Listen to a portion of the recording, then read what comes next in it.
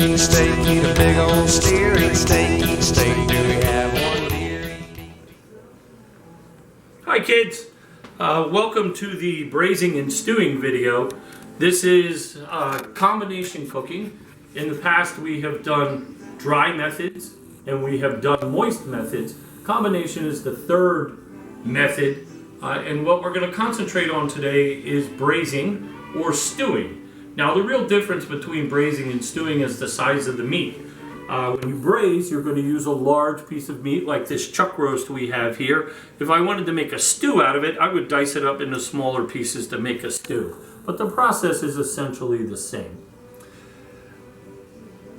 In the past, we have used small, tender products that cook relatively quickly. This is the opposite of that. This is a tough product, and it needs an extended cooking time to become a tender product. And when you say tough, tender, or chef, how am I going to find out which one is which? I want you to think about how the animal uses the muscles. I got a picture of old Bessie here, and as you can see, he has 4 legs. Old Bessie, I don't know how is it, but don't gender judge. Where the legs are, this animal does a lot of work, okay? The front end of the animal and the back end of the animal are what propel them. That means the muscles from up in this front end, the chuck, the brisket, are going to be tough because they get used a great deal. Likewise, from the back end, they're not as tough at the back end, but the rump and the round are also tougher cuts of meat. Down in the legs, these are the shanks, very tough cuts of meat. In the middle section here, where the rib and the loin are, it's not as tough. That's where we got our prime rib. That's where we got our New York strip loin. That's where you get beef tenderloin. Now, come up here for a second. The tenderloin is the thing that's like the most famous of all the cuts. Oh, it's so tender you can cut it with a fork, blah, blah, blah, blah, blah. That's not necessarily a good thing because there's sort of a continuum, an XY axis of tender versus tough and flavor versus flavorless. And that crux of tender and flavorless is right where the tenderloin is. The crux of high flavor and high toughness are right here where this chuck is. That's why when you have a tenderloin, yes, it tastes like beef, but you've always got some fancy sauce with it. There's an au poivre sauce, there's a mushroom sauce, there's béarnaise sauce, something to hide the fact that the beef really doesn't taste like much of anything. With this chuck roast, it's going to have just a simple little gravy with it. Nothing but the beef is going to come through. The problem is, this beef is tough. If you threw this up on the grill and tried to cook it, it would be like beef bubble gum. When you took it off, you would chew and chew and chew and chew and never get anywhere. We need to find a way to break down the connective tissue in there to make this cut of meat tender. One last thing about tough versus tender is that the tough cuts are a little bit cheaper, well, a lot bit cheaper, really. This right here is 1/3 the price of the steaks we did in the grilling video. So come here, let me talk to you a little bit about what we're talking about in this meat structure. Now this little model here, I stole this from Alton Brown off of Good Eats. I thought it was genius, can't come up with anything better, so I'm gonna show you what he showed me. There are 3 things we're talking about in this meat.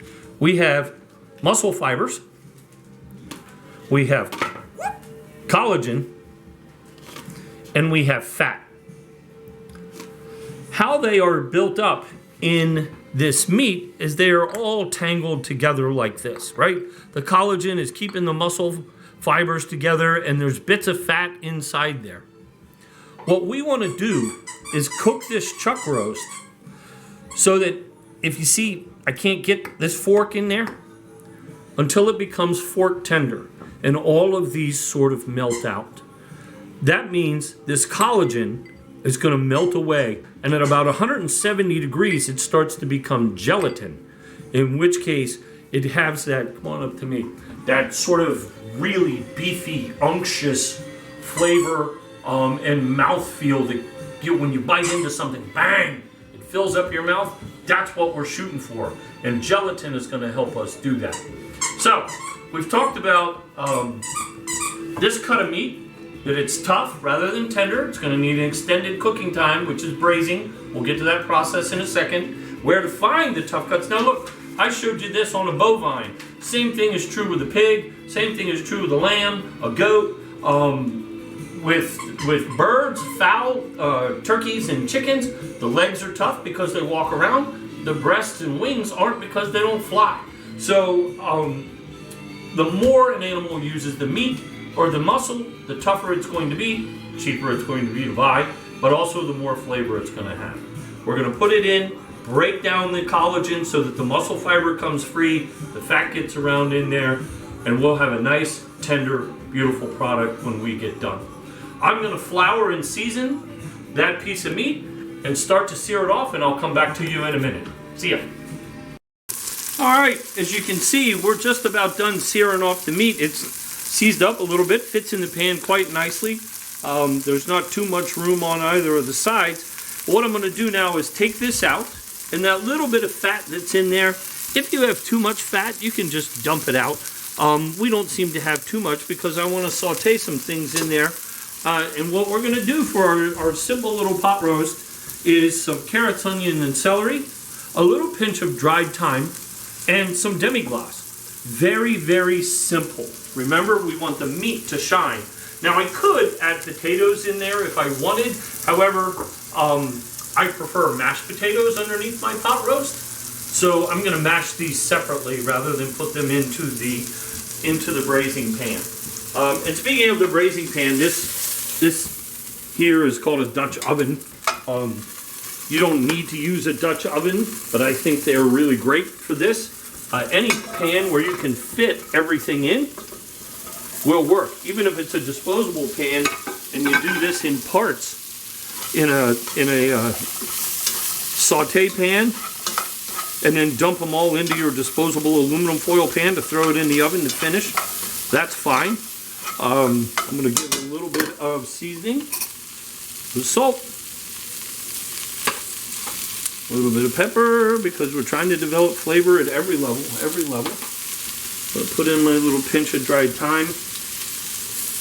I will probably add a little bit of this a little later, but not too much.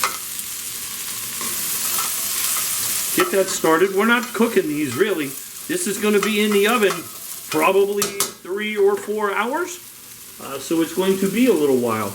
Now I could deglaze with something acidic like that grape juice that your grandmother won't share with you. I don't have any of that. And besides that, this is a school video, so none of that for you. I am going to use this demi-glace dough to sort of deglaze and get started. Now, I'm going to want to bring this up to a boil before I put my meat in and reduce it to a simmer. But I want to talk to you for a minute or two, so I'm going to slow this down quite a bit. We have our big chunk of meat, and we talked about the muscle fibers and the collagen and turning into gelatin and all kind of melting down. That happens between 160, 170 degrees. It's kind of hard to tell. It's a little bit different for everything, but it's about that time where that collagen starts to become gelatin. One of the ways to look for this is whether it's called fork tender or not. And this is, if I push this fork in, here, you see it tugging on the meat before it comes out. Obviously, I can pull this fork out of the meat, but do you see it tugging right here? Maybe the shadow is in the way. Do you see it tugging? That's muscle fiber holding on to the tines of the fork. Yes, these pointy things are called the tines, T-I-N-E-S. They're holding on to that. We want that to not happen. Now that's going to it's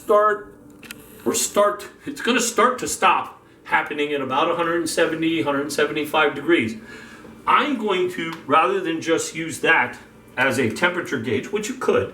Remember this little $20 thing I bought? Love this thing. I'm going to put this into the thickest part of the meat. I'm having a hard time getting that in there through that connective tissue. It's about the middle of there, right? This is a big piece of muscle. This is smaller pieces of muscle. So I want to try it there. And I'm going to put this back in. And I'm going to try to get this into the pan completely. All right, there we go. Let me wash my hands a bit. And then I'm going to come back and talk to you about these temperatures for a second and what we're really looking for. Some people prefer their pot roast to fall apart, like pulled pork. That's going to happen at approximately 195 to 200 degrees. And that's perfectly fine if you like it like that. Others prefer their pot roast to be a little bit more sliceable. I'm going to shoot for the more sliceable, which is going to be about 185 degrees, which is why I set this thermometer to 170. I want to pull it out at 170, just like everything else. It's going to need to rest. So we're going to let it rest and then get up to 185 degrees before we serve it. This is going to go into a 300 degree oven, like I said, probably for about 3 hours or so. We are going to come back and check it. We can check it with the fork. We can check it with the thermometer. But we're looking for it not to be quite fall apart, but just before it gets to fall apart tender. Come in close. You can see that the meat is not fully submerged with the liquid. I'm putting a little more dry time in there. This is the moisture part. Previously, we were searing it off. That's the dry cooking, like saute. This is the moist cooking, like poach or simmer. That's why combination cooking. So, I've got the temperature set for 170 degrees. I'm going to put this lid on. What if you didn't do it in a Dutch oven? What would you cover it with? You could cover it with aluminum foil. I would, that's a great question, thank you. I would put plastic wrap over top of it before you put the aluminum foil, especially if the meat is going to touch the aluminum foil. You don't want the aluminum foil to cook to the meat. But any kind of lid, and really here, look, right? You could lay this over top of it, and it's a lid. You want to keep as much moisture in there as possible. You want this to happen in a moist environment. You can do it without a lid, but you're not going to get the results that you're looking for because a lot of the moisture you need to break down that collagen is going to evaporate. So, it didn't take long to get that into the pot, right? Very little prep, bing, bang, boom, done. Now the part where we are patient. So it's a little bit after 2. We'll come back in a few hours and see where we are.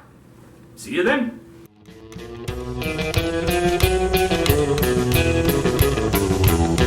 Eat steak, eat a big old steer, eat steak, do we